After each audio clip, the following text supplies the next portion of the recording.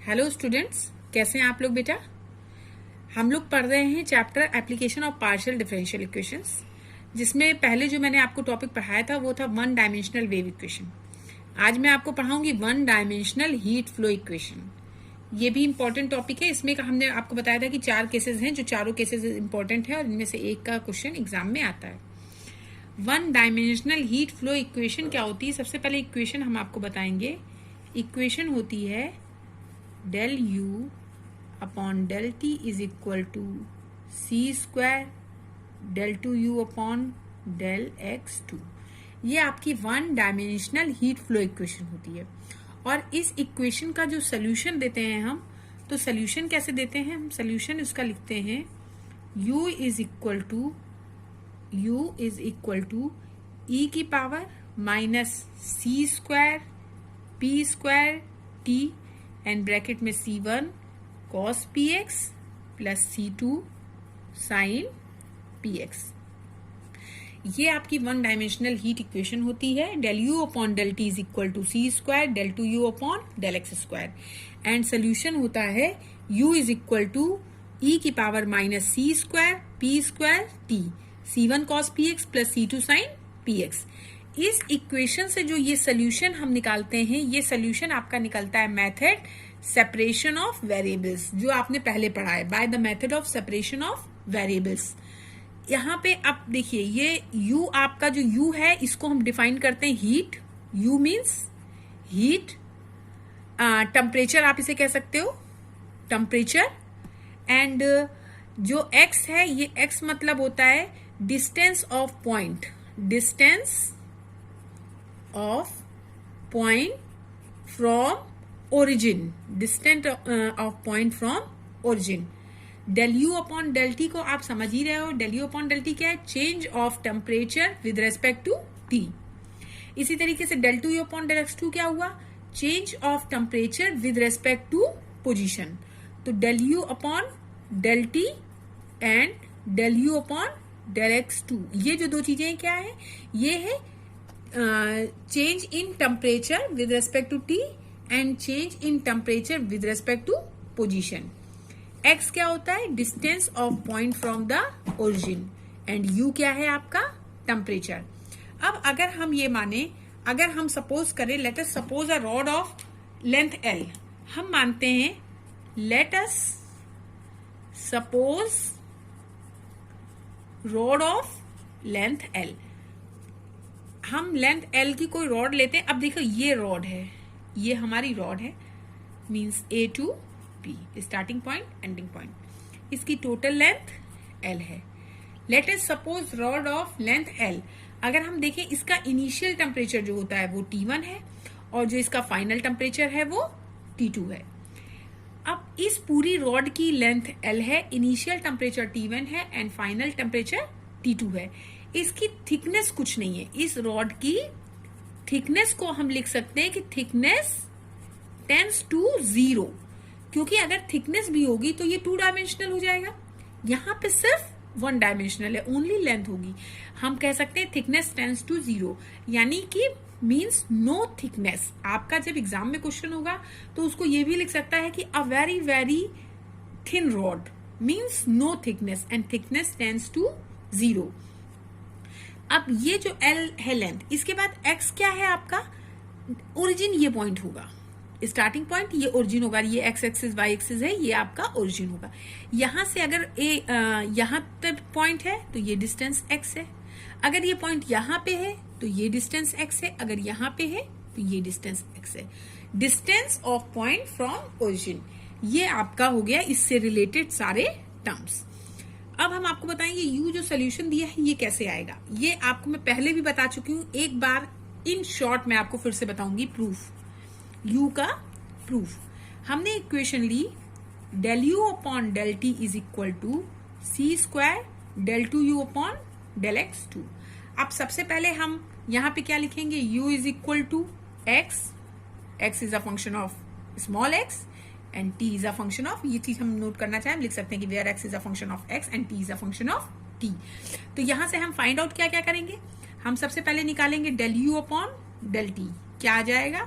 x dt upon D T.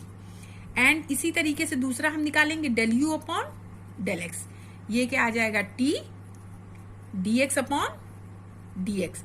और इसी तरह हम निकालेंगे del two you upon del x two, ये क्या आ जाएगा t D two x upon D x two. अब यहां से हम इसकी वैल्यूज कहां पे रख देंगे, इसकी या इसकी, इन दोनों वैल्यूज को हम इक्वेशन 1 में रख देंगे, इक्वेशन 1। अब इक्वेशन 1 में जब हम रखेंगे del you upon del T, तो del you upon del T की जगह हम लिखेंगे X D T upon D T and is equal to C square, और D two you upon del x two की जगह T D two x upon D x two. Clear है ना method of separation of variables. अब यहां से हम x को एक साथ t को एक साथ कर लें, तो ये एक्स सी स्क्वायर टी को हम इधर ले आए, तो 1 upon c square t d T upon D t is equal to 1 upon x d two x upon D x two. और इसको हम मान लेते हैं कांस्टेंट, जो हम लेंगे वो यहां पे हम लेंगे कांस्टेंट माइनस पी स्क्वायर। ये चीज आप ध्यान रखना, कांस्टेंट हम क्या लेंगे माइनस पी स्क्वायर। अब यहां से हम एक बार इसको इसके साथ अरेंज करेंगे और एक बार इसको इसके साथ अरेंज करेंगे, हमें दो इक्वेशंस मिल जाएंगी। पहली इक्वेशन हमारी क्या बन जाएगी, d T upon D t is equal to, ये सी स्क्वायर टी को अगर हम इधर ले जाएंगे तो माइनस का p square c square t, या इसी को आप लिख सकते हो d T upon D t is plus p square c square t and is equal to 0। Equation 2 इसको हमने बोला। सिमिलरली हम इस वाले पोर्शन को लेंगे, तो यहां से d two x upon D x two is equal to minus p square के, इसको आप एक्स भी इधर जाएगा तो पी स्क्वायर एक्स के, यानी इसको आप लिख सकते हो d two x upon D x square plus p square x is equal to 0। ये हो गई इक्वेशन 3। अब जैसा कि पहले भी बताया था, इन दोनों इक्वेशंस को सॉल्व करेंगे, इससे हम ऑक्सिलरी बनाएंगे फ्रॉम इक्वेशन 2। इक्वेशन 2 से जो ऑक्सिलरी बनेगी तो हमारी इक्वेशन यहां से बन जाएगी। अब देखना यहाँ पे डी टी है, टी कॉमन लेंगे, यहां सिर्फ डी बचेगा। इस डी इज इक्वल टू क्या हो जाएगा माइनस का p square c square, d is equal to हो जाएगा माइनस का पी स्क्वायर सी स्क्वायर।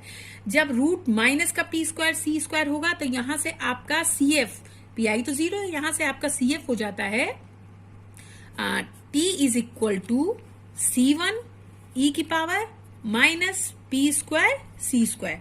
समझ में आया ना, ये पी आई 0, ये ऑक्सिलरी बनी, ऑक्सिलरी से यहां से बना d is equal to minus का पी स्क्वायर सी स्क्वायर, यहां से हो गया t is equal to c one e की power minus p square c square. किसका फंक्शन है ये, टी का, तो minus p square c square t, ये आ गया। अब इसके बाद सेकेंडरी आप इस इक्वेशन को फाइंड आउट करेंगे, तो इससे आपको क्या फाइंड मिलेगा x। जो ये x मिलेगा तो ये x के लिए क्या वैल्यू आ जाएगी, यहां से equation d square is equal to minus का पी स्क्वायर हो जाएगा। माइनस का पी स्क्वायर, तो माइनस पी स्क्वायर होने से अंडर रूट आई आ गया, आई मतलब इमेजनरी आ गया। इमेजनरी में रूट्स क्या होते थे, ई की पावर 0x, लेकिन चूंकि यहाँ पे अल्फा आएगा नहीं, अल्फा 0 होगा, तो इसके रूट्स आपके आ जाएंगे C1 यहाँ पे लिया है तो C2 cos px plus C3 sin px। ये आ गया आपका x और t। अब हमने माना क्या था, u is equal to x t, यानी u की जगह आप लिख सकते हो, x की जगह एक आपने लिखा C1 e की power minus p square c square T, और x की जगह C2 cos px plus C3 sin px, ये आ गया। अब u इज इक्वल टू, देखो यही आपको मैंने बोला ना, यही आपका सोल्यूशन है। u is equal to e की पावर माइनस सी square P square T C1 cos px plus C2 sin px। इसको हमें पूरा सॉल्व करने की अगर जरूरत नहीं है, हमारा बड़ा क्वेश्चन है, हम डायरेक्ट इससे ये कर सकते हैं। ये आया कहां से, आप डायरेक्टली ये चीज लिखिए और लिखिए by the method of separation of variables. तो अगर आपकी 1 डायमेंशनल हीट फ्लो इक्वेशन है तो उसमें टेम्परेचर के लिए इक्वेशन आप u क्या लेंगे, इज इक्वल टू ई की पावर माइनस सी square P square T C1 cos px plus C2 sin px। इससे ये रिलेशन हमने आपको प्रूफ करके दिला दिया, ये आपका प्रूव्ड हो गया ये रिलेशन। अब हम इस पे बेस क्वेश्चन करेंगे। अब देखिए वन डायमेंशनल हीट फ्लो पे based question. A rod of length L, सबसे पहले तो रॉड की बात होगी तो हम समझ जाएंगे वन डायमेंशनल है। A rod of length L with insulated sides, a rod of length L with insulated sides is initially at a uniform temperature U. Its ends are suddenly cooled to 0 degree centigrade and are kept at that temperature. Prove that the temperature function uxt is given by this equation, where Dn is determined from the equation U naught। ये होगा, ये हमें proof करना है question में। एक बार फिर से देखो, रॉड है, लेंथ एल है, दोनों तरफ इंसुलेटेड साइड्स है with insulated sides, is initially at a uniform temperature u, its ends are suddenly cool to 0 degree centigrade and are kept at the temperature. अब देखिए सबसे पहले आप क्वेश्चन में एक चीज याद करो कि जो सबसे पहली स्टेप है वो क्या होगी, आपकी इक्वेशन क्या है। तो इक्वेशन आपका जो होता है, let us equation of the one dimensional heat solution, equation of one dimensional heat flow क्या होती है, del you upon del t is equal to C square del two you upon del x two. याद है ना सबको। अब इसके बाद u निकालने का प्रोसेस पूरा सेम है जो मैंने आपको पहले समझाया। इसको मानेंगे u is equal to x t, partially differentiate करेंगे, अलग अलग सॉल्व करेंगे, constant is equal to minus p square लेंगे, दो आंसर आएंगे, x के लिए x और t के लिए t, u is equal to x t solution हो जाएगा। तो u is equal to x t जो आएगा उसको मैं लिख के बता रही हूँ। एक्स टी जो आपका आएगा वो आप डायरेक्ट क्या लिख सकते हो, c1 e की power minus p square c square t c2 cos px plus c3 sine px। Clear है ना ये चीज, uxt इतना आ जाएगा। इसको आपको प्रूफ करने की कोई जरूरत नहीं है। अगर आपका क्वेश्चन छोटा क्वेश्चन है तो आप डायरेक्ट इसको पुट कर सकते हो, सॉल्व करने की जरूरत नहीं है। अब इसके बाद अब हमें चाहिए कंडीशंस। क्या करते हैं, ये सब कंडीशंस लगाएंगे, C1 C2 की वैल्यू पुट करेंगे और यहाँ पे हम सोल्यूशन देखें। अब कंडीशंस के लिए देखिए क्वेश्चन से हमें कंडीशंस मिलेंगी। कंडीशंस अब हमें यहाँ पे जो हम सेलेक्ट करनी है वो हम कंडीशंस देखेंगे कितनी दे रखी है। पहली condition, a rod of length L with insulated sides. Insulated का आप समझ रहे हो, इंसुलेटेड साइड्स मीन हुआ कि टेम्परेचर दोनों ही स्टेज में इनिशियल एंड फाइनल 0 है। यानी कि आप क्या लिख सकते हो, यू 0 पहली कंडीशन में भी और यू 0 दूसरी कंडीशन में। क्यों समझ रहे हैं, क्योंकि लेंथ एल की जो रॉड है वो इंसुलेटेड साइड्स है, साइड्स इंसुलेटेड है, मींस टेम्परेचर आपका स्टार्टिंग में भी 0 और एंडिंग में भी 0।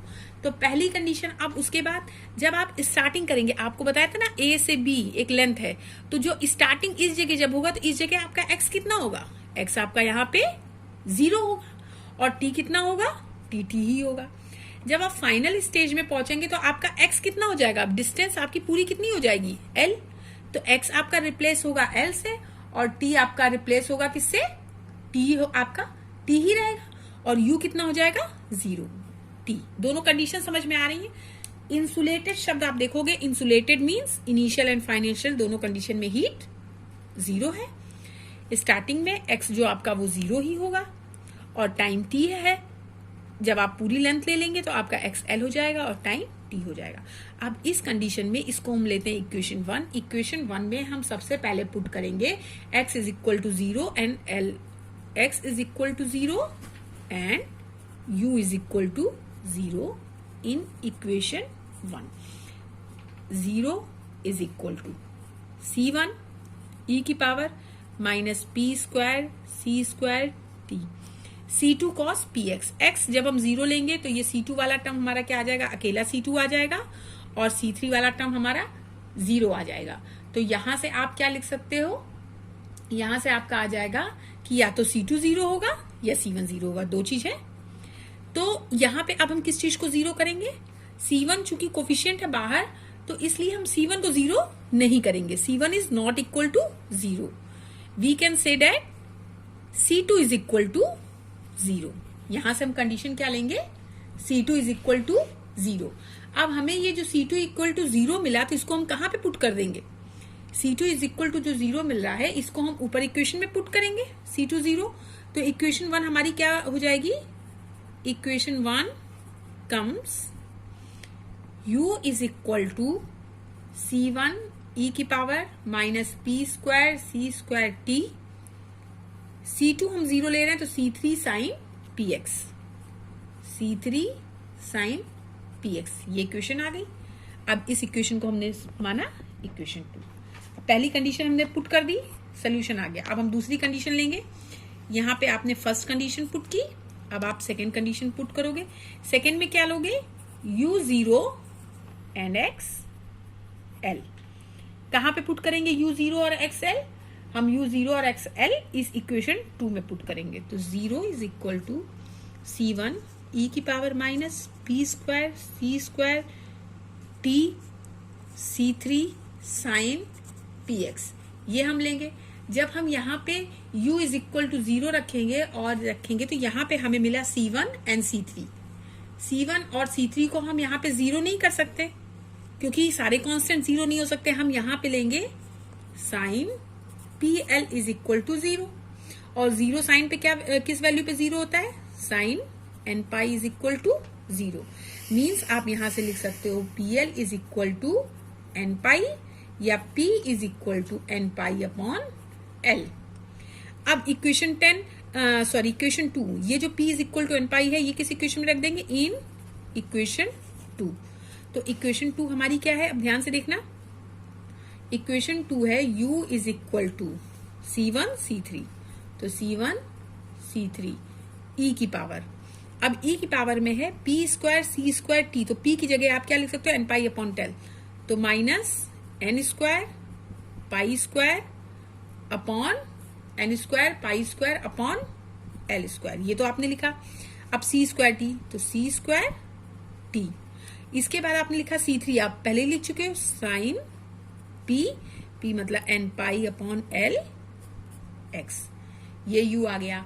अब ये जो इक्वेशन मिली, तो यहाँ पे ये जो C1 C3 कांस्टेंट है इसको यहाँ पे bn लिखना है, तो हम इसको लिख देंगे let us bn is equal to C1 C3। एक ही कांस्टेंट, हम अलग कांस्टेंट को मान लें bn। जब हम bn कांस्टेंट मानेंगे तो यहाँ से हमें मिल जाएगा u is equal to bn e की power minus n square pi square c square t upon l square sine n pi upon l x, where n is equal to 1 2 3 and so on. हम सारे terms इसमें n is equal to ले सकते हैं, यानी कि यहाँ से u इज इक्वल टू जो आपको सोल्यूशन मिलेगा वो क्या हो जाएगा? u is equal to summation में ले लें, n is equal to 1 to infinite bn e की power minus n square c square pi square t upon l square और sine n pi upon l x, ये आपका answer आया।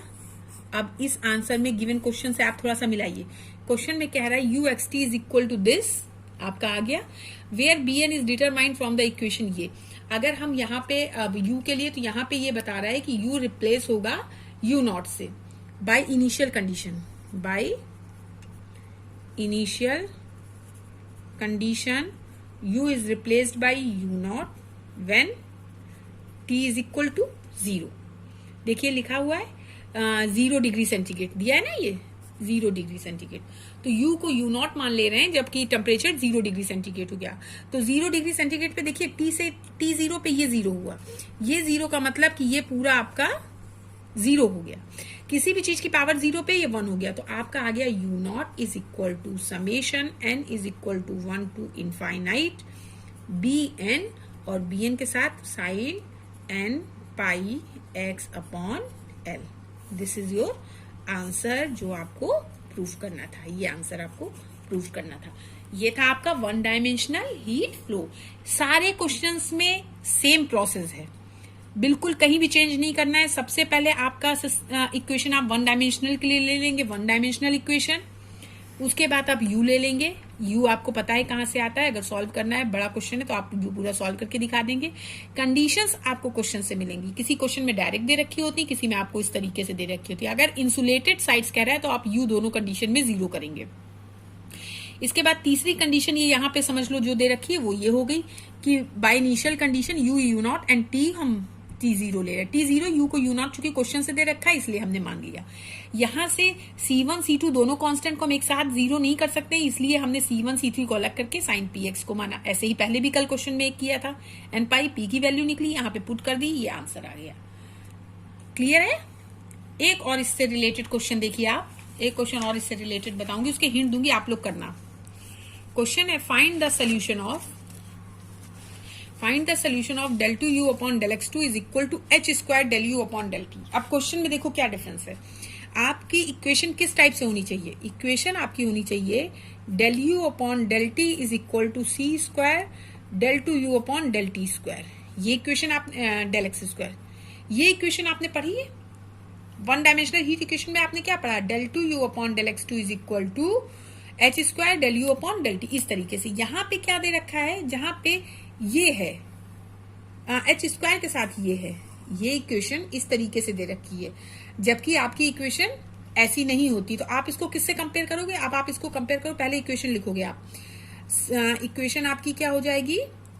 del 2 u upon del x2 is equal to h square del u upon del t, ये given है। और इसको आप compare किससे करोगे? del 2 u upon del x2 is equal to 1 upon c square del u upon del t से। समझ रहे ना? ये जो c स्क्वायर था ना, इस c स्क्वायर को अगर हम इधर ले आएंगे तो 1 upon c square del u upon del t is equal to del u upon del t हो जाएगा। तो ये इस तरीके से लिख सकते हैं। यानी इसको अगर हम कंपेयर करें तो यहां से हमें क्या मिल रहा है? h square is equal to 1 upon c square. Comparing अगर हम कंपेयर करते हैं तो ये मिल रहा है। अब डायरेक्टली आप लिख दो, आपका सोल्यूशन क्या हो जाएगा? C2 इज इक्वल टू क्या होता है? C1 e की पावर माइनस C1 e की power minus p square c square t और साथ में C2 cos px plus C3 sin px। अब ये किससे रिप्लेस होगा? ये सोल्यूशन किससे रिप्लेस हो जाएगा? अब हमें करना क्या है? हमें करना है h स्क्वायर की जगह 1 अपॉन c स्क्वायर। तो हम यहाँ पे कैसे करेंगे? हम यहाँ पे c square is equal to क्या लिख सकते हैं? हम लिख सकते हैं c square is equal to 1 upon h square. तो ये इक्वेशन हमारा सोल्यूशन हो जाएगा u is equal to C1 e की power minus p square, c square की जगह 1 अपॉन h स्क्वायर और t, साथ में t, साथ में C2 cos px plus C3 sin px। ये u हो जाएगा। बस इतनी चीज इसमें नहीं समझानी थी। अब इसके बाद आप लोग क्या करेंगे?